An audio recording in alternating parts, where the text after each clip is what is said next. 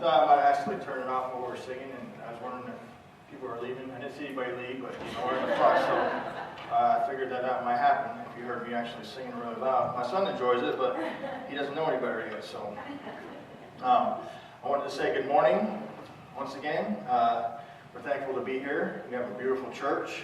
Glad to come and be able to worship the Father with you. Can I get an amen, son? I guess he's giving me amen. This is my mom, my mother-in-law, Christina. I call her mom. Her name's Christina. My wife, Tasha, and this is Keegan Gray. So we're really glad to be here. I'm trying not to practice on you. I've been doing this for a little bit. I still get a little nervous. They say that one of the greatest fears that people have is public speaking. And I'm getting past it. So slowly but surely, I get a little better each time. So I've been kind of a circuit rider lately these last couple of years. I preached from Colorado and all over in Kansas, tiny little towns. And we've seen some beautiful churches and met some beautiful people along the way. Somehow when we left here this morning, like I Googled last week, and it said it took 50 minutes to get here. And then somehow we ended up here in 25 minutes. So I don't know if it like recalculated or found the fastest route, but we were here really quickly. I didn't even get really time to pray, get it all the way prayed up. So if I start stumbling over my words, forgive me. I was glad that we did make it for the Bible study because there was some words that kind of tie into what I'm preaching about or I'm sharing my testimony, but there's a sermon within it. And God will use us if we allow Him to.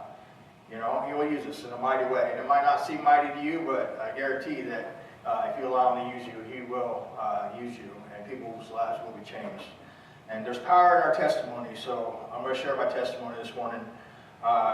No apologies. It is truthful. It is blunt. I'm going to be honest, about where I've been and who I was and who I am now.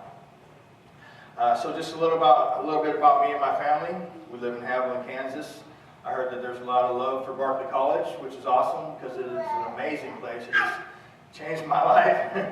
And so I'm attending Berkeley College. I'm in my final year. I'm actually a 5-year senior because I wasn't in a big hurry. I just came to Berkeley College originally to learn more about God. I didn't have any big plans, or I didn't even know what I was going to be when I grew up. But I knew that I was going to do something. I just went there to learn more about God.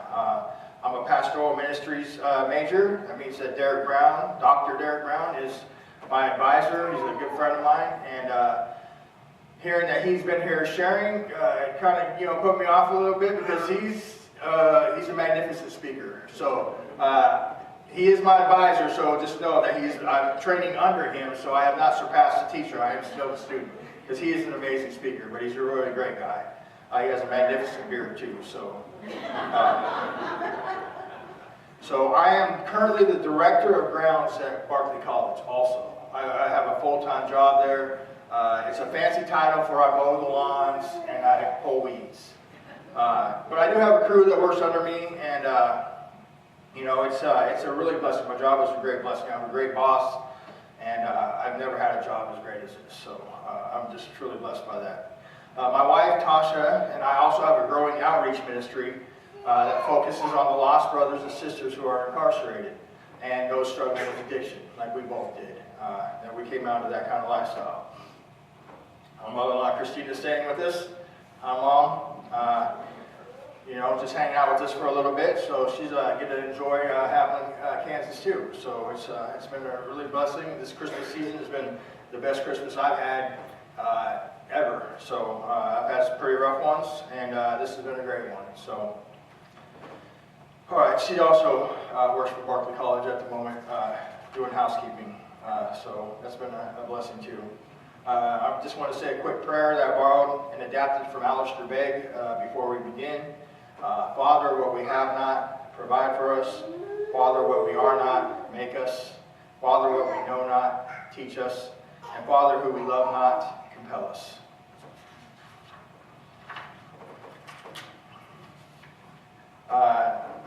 I preached from a manuscript. There's a couple reasons for that. The main reason is because I may take off and we'll never know where we land if I don't have some kind of map. So this is my map. This is the course, so we end up landing at least close to where, I thought we would. So I'd like to begin today with 2 verses. One is an invitation to hear my story, my testimony, and it goes as follows. It's Psalm 66:16.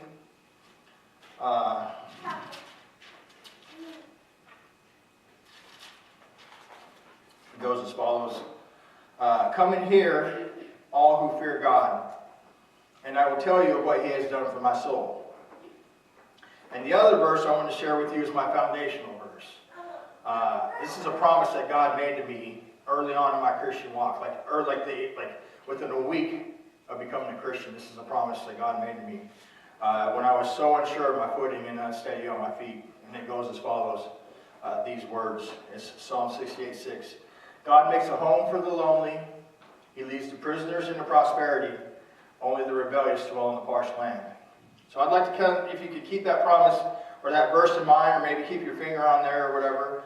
I will refer back to it later on, but that is a promise that God made to me just about almost working on 5 years ago. So it is foundational to who I am and how I become the man that now stands in this pulpit before you. I did not grow up in a Christian home. I knew nothing substantial of God the Father or of Christ Jesus, His Son. We grew up poor kids. My dad left. My mom divorced him at a very young age. My dad was a heroin addict and alcoholic. He became an alcoholic at the age of 14, and by 16 he was injecting heroin on a regular basis. My mother was an alcoholic, and she did the best that she could to raise us, me and my younger sister. We grew up on welfare and other government programs.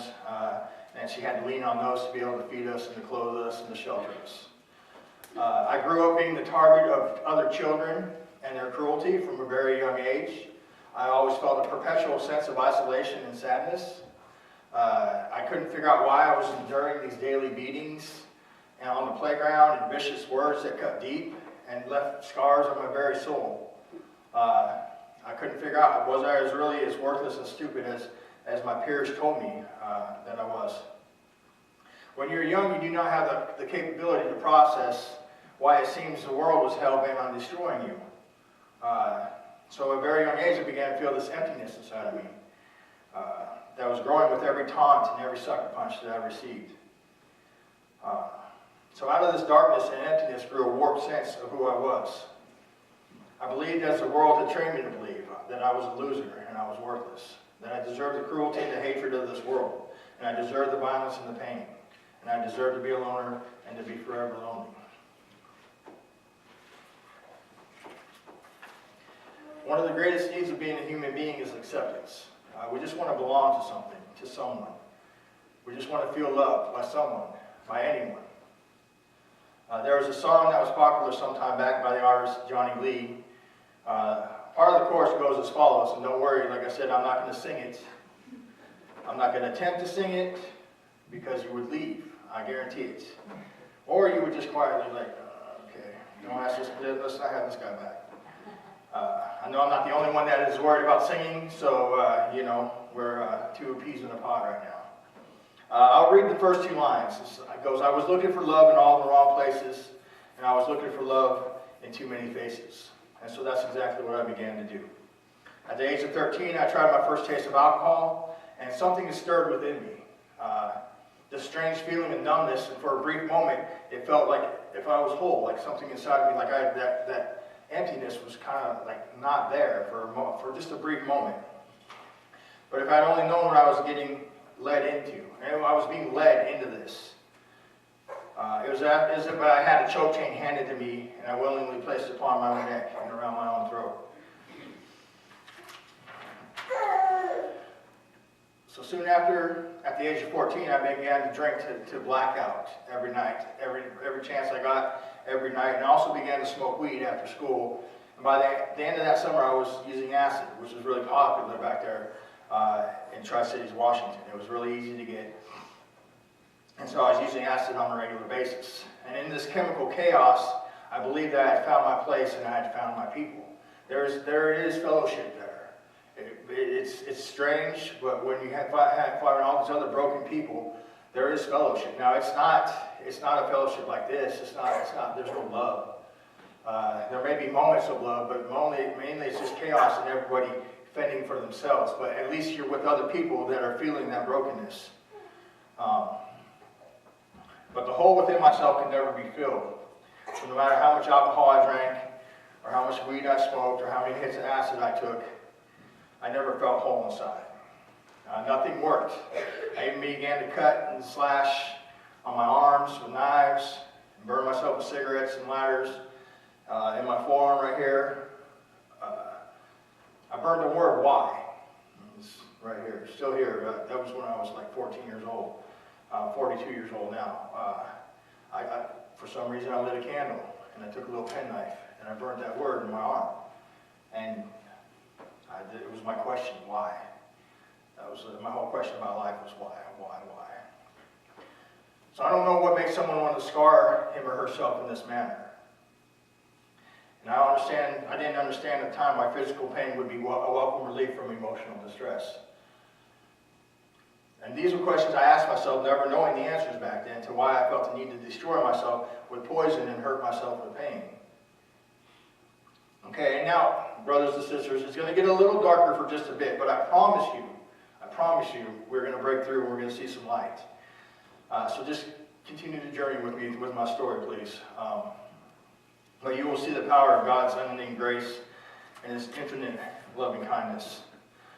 So at the age of 16, I was introduced to something so seductive and sinister that it would not stop until it nearly killed me, and I would not break free from its vice-like grip for nearly 25 years, and that was being methamphetamines.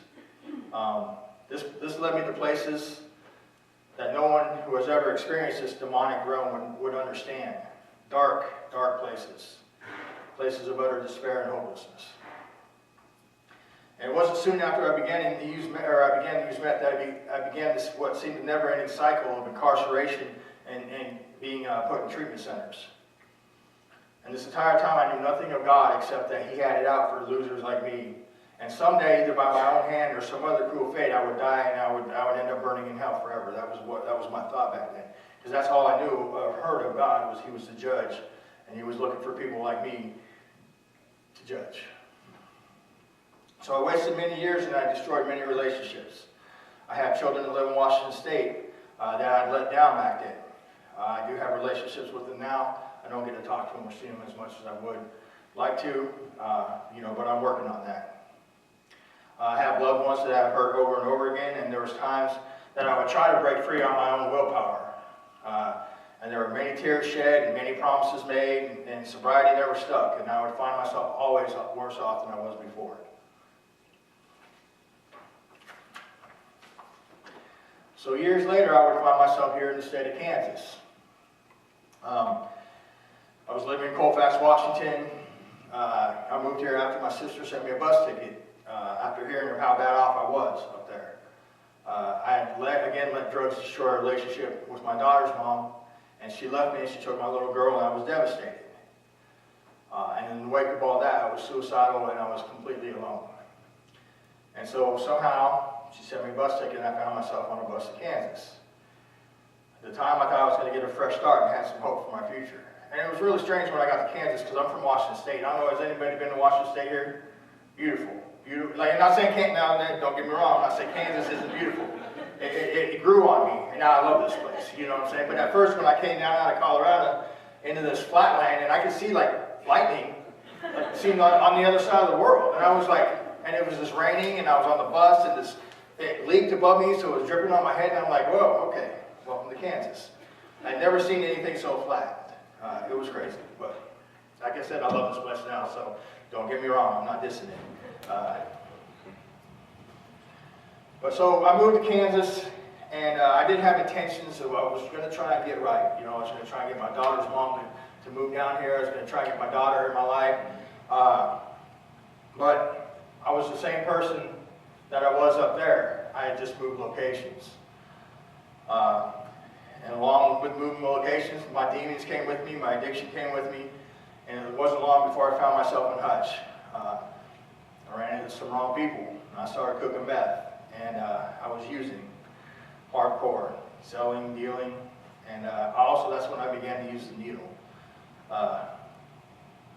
So I'm going to tell you that the day I stuck a needle on my arm was also the day that I had given up, completely given up on having any kind of a normal life. I had just said, I said I was going to be a junkie, I was going to die a junkie, I was going to live a junkie, because there was like, I could never break free of it.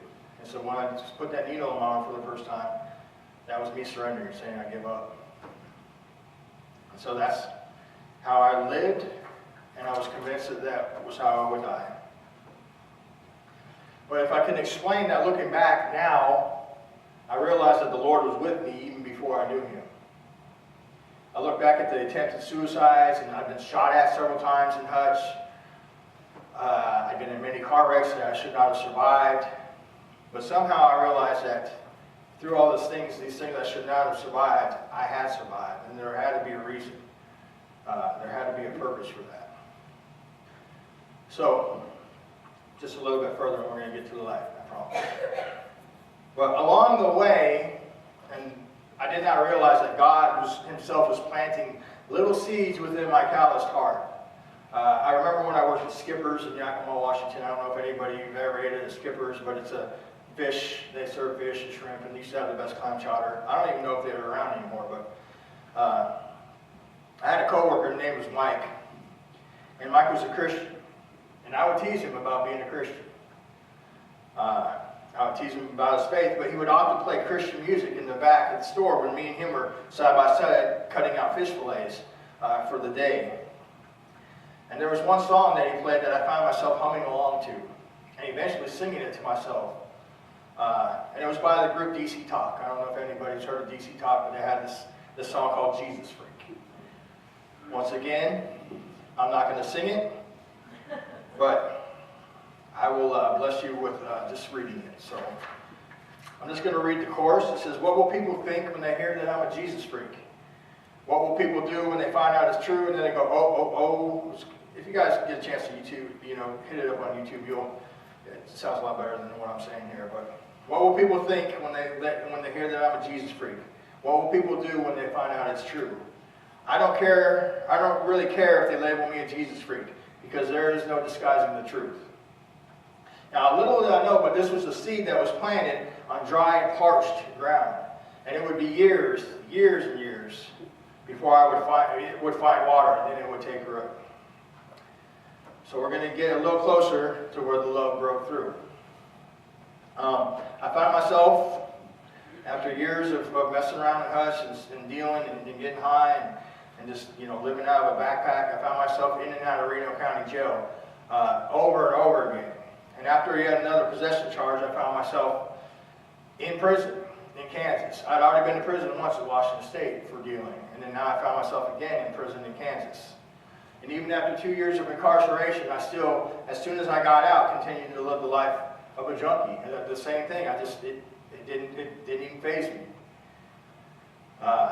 Also, about 8 years ago, I began to inject opiates as well. And so this brought me to even darker places. I would spend every day of my life searching for dope, just one more fix, but it was never enough. It was never enough to erase the guilt and the shame that I felt for the things that I had done and the people that I had harmed. So this burden of my lifestyle was crushing me.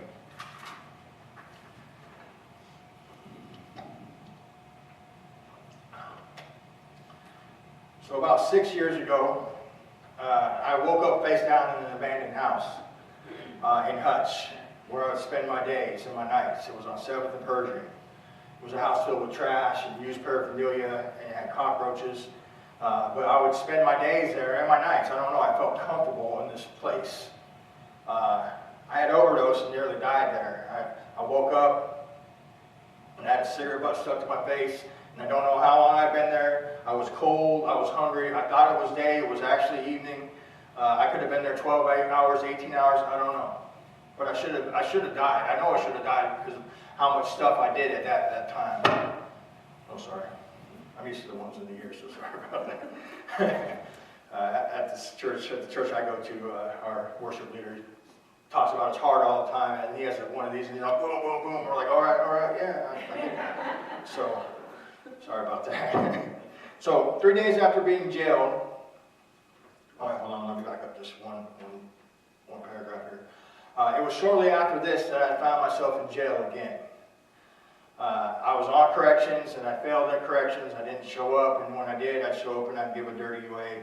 And my corrections officer, John Paul, sentenced me to 45 days in Reno County Jail. And the stipulation is I'd be released to inpatient treatment as soon as the bed opened up. And he promised me, oh, you won't be in here that long. I was in there for 44 days. So right until the day before I was supposed to get out. But see, 3 days after being jailed, I was laying on the thin jailhouse mattress. I'm not sure if anyone here has been in jail, but they got terrible little mattresses and little bunks. And it was hot in there because this was the beginning of August. And it was so stuffy I could barely breathe. And see, like, it's a 16-man cell, and it's split to two 8-man cells. But they have a fan on the wall, actually 2 fans, and they have these metal bars. Well, these fans point to the cell in front of me, but I was in the cell behind. So you can hear this fan going constantly, but you can never feel that you breathe. It was maddening. And plus it stunk because you're in there with a bunch of guys, people snoring. So it wasn't a very good situation. Jails don't have air conditioning, at least not back there in the cells. And Reno County is like, actually, they built a new jail. I got right here, it's nice. But the old one that I was in had concrete and iron bars. Like actual iron bars, like you would see like in the cowboy movies we were talking about. So it was actually a cage. I remember I was laying there and I was broken. Like not only broken mentally, but physically. I had been on this almost year-long run. And so I'm laying there, I'm withdrawing from opiates, which is a terrible, terrible thing to withdraw from. And also, like, I was suffering from, because all the thoughts that you bury when you're intoxicated, you bury them deep, just staying high, staying ahead of those thoughts and that guilt and that shame. I didn't have any chemicals to hide that. So they all just started coming and overwhelming me. I was just overwhelmed with sorrow and with grief and with guilt and with shame. Every single thing that I'd done, just, laying there, just kept coming back to me. I couldn't sleep, so there was no relief there. If there was ever a darker moment or night in my life, I don't think I can recall it.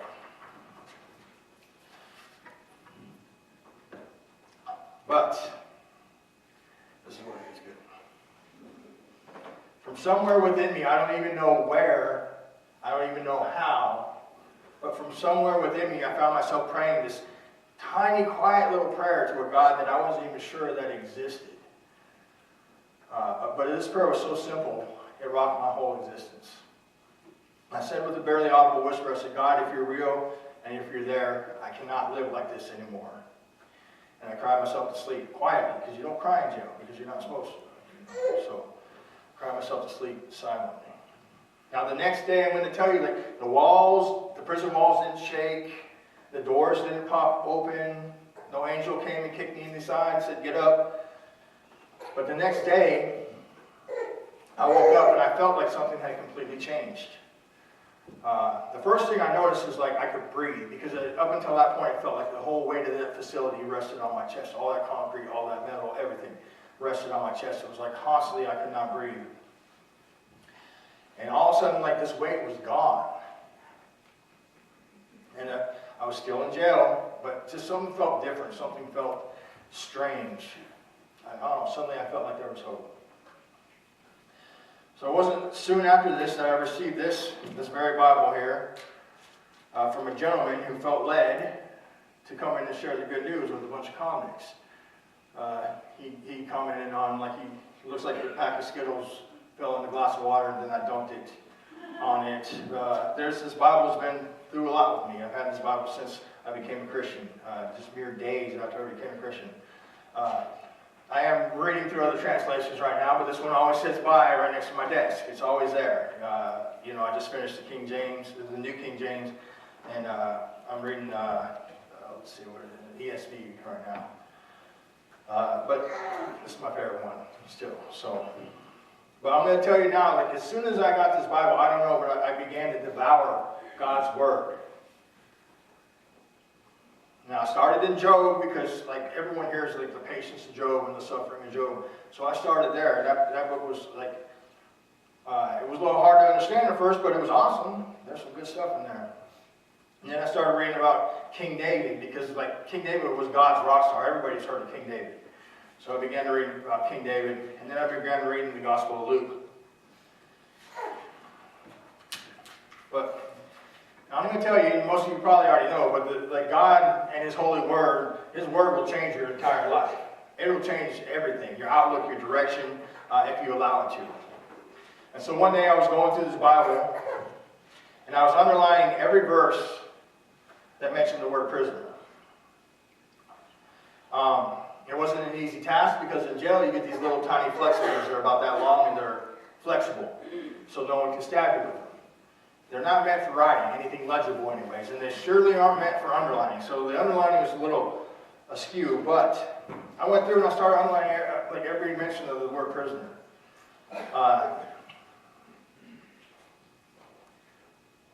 And so as I was doing this, I went to Psalm 69, and I read these verses right here in Psalm 69, 32 and 33. It says, "The humble have seen it and are glad, and you who seek God, let your hearts revive." Now watch this. I'm going to borrow from Dr. Charles Stanley. Now watch this right here. "For the Lord hears the needy, and He does not despise his who are prisoners." Now these words spoke to me, like directly to my own heart, because I was His now, and I was His prisoner. And to read that, it says, "The Lord does not despise his who are prisoners," it gave me great hope.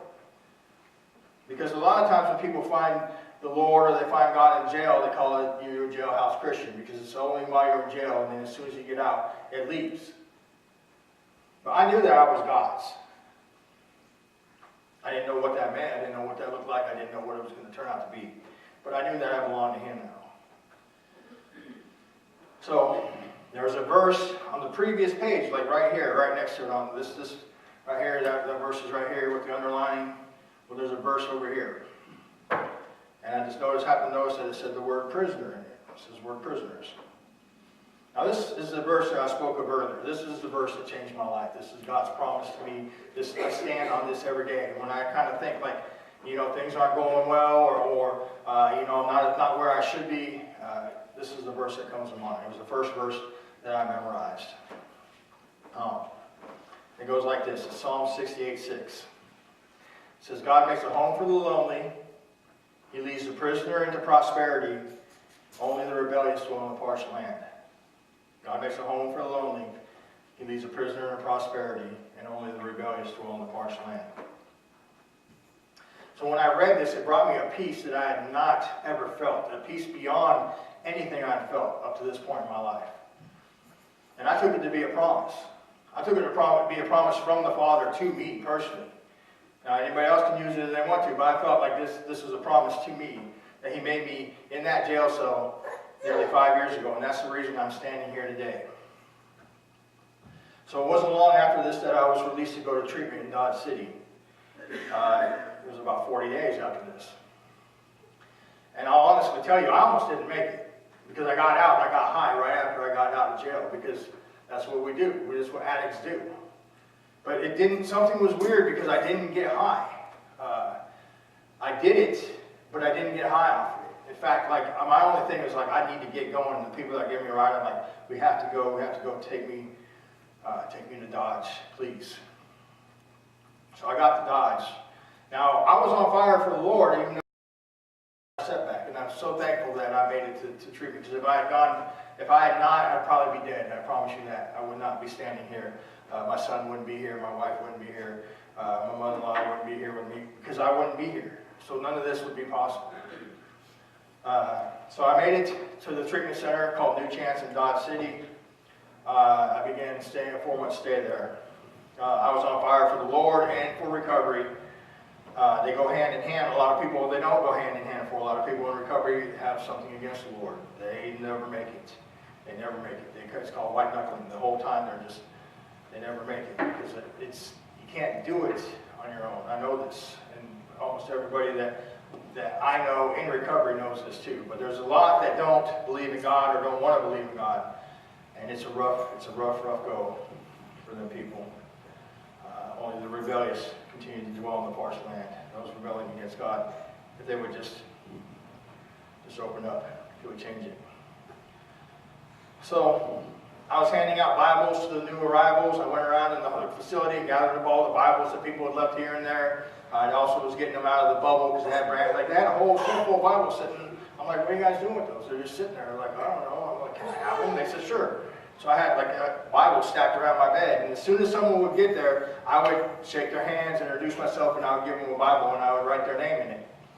And I was also going, the Mennonites of Dodge City were bringing in a Bible study every Thursday, and so I was going to that study. And I started going to church with them because they were gracious enough to come pick us up. They were good people. I'm really thankful for them. Because, they're the ones that first let me into the church, because I've never really been to church before that. But so these times were not easy, though, and believe me, I had some really terrible jobs, that I almost had given up and went back to Hutch because they were so terrible. One was at IHOP, one was at McDonald's. Not saying that those places are bad, but the people I was working with, it was not working out for me. Then I went to Applebee's, and that was probably one of the worst jobs I've ever had, just because of the people surrounding me. I had these two brothers on each side, and when they found out I was a Christian, it was just constant. I think maybe I was getting a little payback for me being mean to that Christian guy way back when. I don't know, but I really understood what it felt to be persecuted. Not like beyond we see in the world, but I was being attacked daily, just constant, just cuss words and just constant just messing with me while I was working. That job was terrible, but I persevered. But I'd nearly given up so many times because $7.25 was not paying my bills. I had moved into the Oxford house. We had to pay $85 a week. I was thoroughly frustrated because I would barely have enough to get through. But through all that, I would remember that verse, Psalm 68:6. There's plenty of other verses that came right along with it, but that was the one that always centered me. And all right, God made you this promise. We just have to be patient. So it was soon after this that I started attending a little church in Dodge City that I still attend. I'm the associate pastor there. This little church changed my life. I met a man there, the former pastor there. He became my mentor. And through his guidance and his friendship, and through being surrounded by a loving church family that was so supportive, I began to thrive and I began to be prosperous. And somehow this man, Gerald, who had convinced me to share my testimony in a youth group where we hosted some youth from a sister church in Valor. And although I said yes right off, I don't know why I did, because I was like, all right, sure, And then I tried everything to get out of it. I tried to talk myself out. I tried to talk him out of it.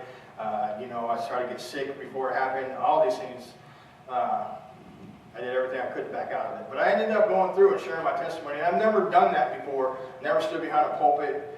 It was really, really terrifying, but it was also awesome at the same time. And from sharing that testimony, I felt a calling into ministry. Well, it's a treatment. Everybody who gets the treatment wants to be a treatment counselor. That's the default setting. Everybody wants to be. That's what you want to be. That's what I thought I was going to be. But I don't know. I got behind that pulpit and I felt a calling into ministry. I didn't even know what ministry was. I didn't know what it looked like. But I felt I needed to help others who were like me. They were still trapped in the darkness. So fast forwarding a few months ahead, I was led into this tiny little town in Haviland. I think it's smaller than here. And in the summertime, it's really smaller than here because about 300 people leave because the schools closed down. But in fact, I probably drove by it 100 times and never known because it's not there. It says Haviland, but you have to go over the railroad tracks into Haviland to actually be in Haviland. Otherwise, there's a little spot where you go slow down to 55 and you keep on going, heading to Pratt and Wichita, wherever you're going. So I didn't even know it was there, but Pastor had invited me to a prayer circle, and I went to this prayer meeting, this men's prayer meeting in the morning. There were some awesome people there. Danny, I don't know if anybody knows Danny Ross, but Danny Ross was there, and he's become one of my really good friends. Just so encouraging. But anyway, so after the prayer circle, Pastor Gerald showed me around the college. He showed me this tree where he says he got hit on his motorcycle and he flew 20 feet up in the air. Every time I go by, it's another 5 or 6 feet in the air. Every time he comes to visit. But that tree's still there, you know. And he said that he almost died. He should have been paralyzed. There's a lot of other funny stories. He told me about getting stuck on top of Phillips Hall because the guys dared him to go up there because the ladies used to live on the top floor. So he got stuck up there. And this is before cell phones. Might even been before rotary phones. I'm not sure. But he had no way of calling 911. And his dad was the local pastor of the Friends Church. And so he knew not only was he going to hell, but he was getting in trouble, which was probably far worse in his mind than the first one. So, but as he's telling me these stories and we're driving around, and it's like 7 o'clock in the morning, it's still dark. I don't know, I felt something stirring within me. You know, I never even thought about college. So the next day I went to the library in Dodge, where I used to go hang out often, and I applied for FAFSA. And I had previously, years and years ahead, tried to apply for it one time, and it was like the most difficult, confusing thing I'd ever done. This time when I applied for it, it was like the easiest, it was so easy, I was like flabbergasted how easy it was. And then I applied to Berkeley College, and I was soon accepted to Berkeley College. Now, I dropped out of high school at the age of 15. I went back for a little bit and I dropped out again. And I ended up getting my GED when I was 23. But I never would have in a million years thought that I would be a senior in college with straight A's. And I'm not bragging on that, just remember the straight A's part. Just hold on to that. I'm not bragging, the Lord was really, He's been kind to me because I was not always a very smart student. But not only do I have the straight A's, but I'm also the director of grounds with the crew. I have a crew of about 7, 8, maybe 9 of college guys and girls that work with me, and I have a decent salary. So I only mention the straight A's because one of my favorite sayings about myself is that I went from a dummy to being on the dean's list. All right? And I also went from a junkie to being a Jesus freak. So I could have not known all those years ago that me singing those lyrics would have been some sort of prophecy. But here I am today, labeling myself a Jesus freak. Okay, so I'm going to wind this down now because I could spend 1,000 Sunday mornings. We could be here until next week telling you about all the ways that God has blessed me spiritually, financially, physically. But like I said, it would take years and it's only been 5 years. So he has truly, truly kept his promise. 2 of my greatest blessings are around here somewhere. But, you know, they're here with me. One is my wife. We shared our 2-year anniversary on the 18th of December.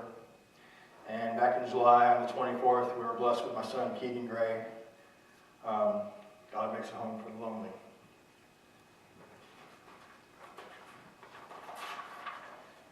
And although we live paycheck to paycheck like most people, we are prosperous. We have a nice apartment. We haven't ran out of gas. We don't run out of toilet paper these days. So, and from whatever we have, we are able to bless others as well. He leaves the prisoners into prosperity. Just one of this little side note about our ministry.